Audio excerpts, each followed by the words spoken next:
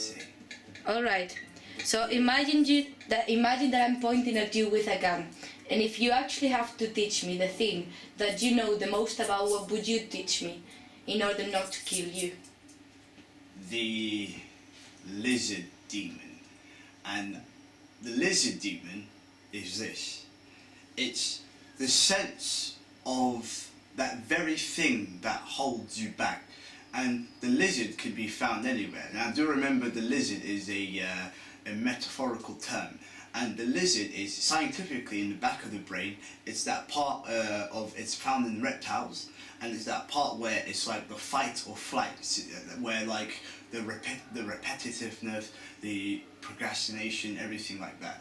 And basically, I would teach him how to really know what's going on in life, because it's in a sense of knowing exactly where you feel like when you look around you.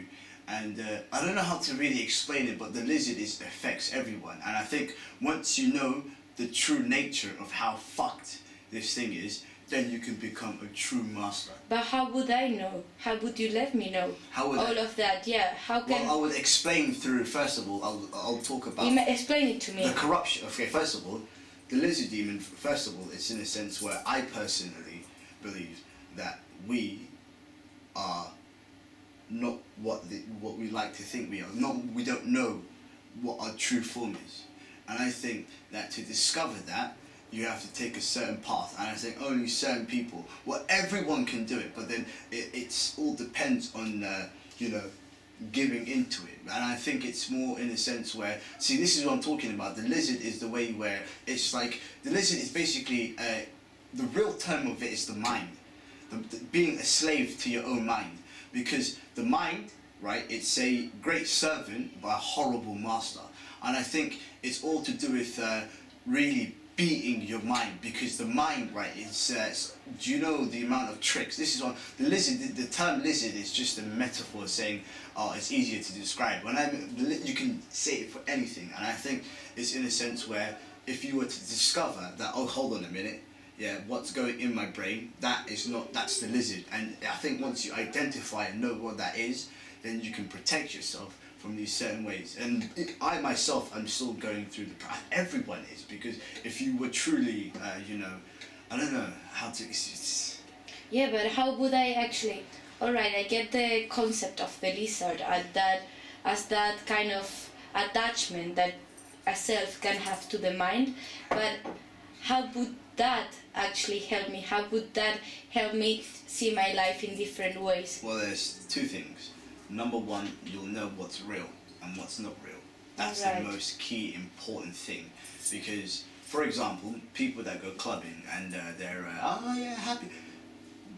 They're being tricked into thinking that this is what really happiness is, and they literally feel it, right?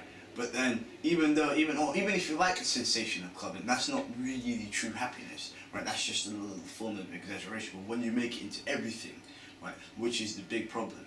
And I just think that it's in a relation where if you were to, because basically it's the lizard itself is what's stopping you from being what you truly are. And if you knew what you truly were, right, then you would, oh my God, like, see, this is a question I have for Wako.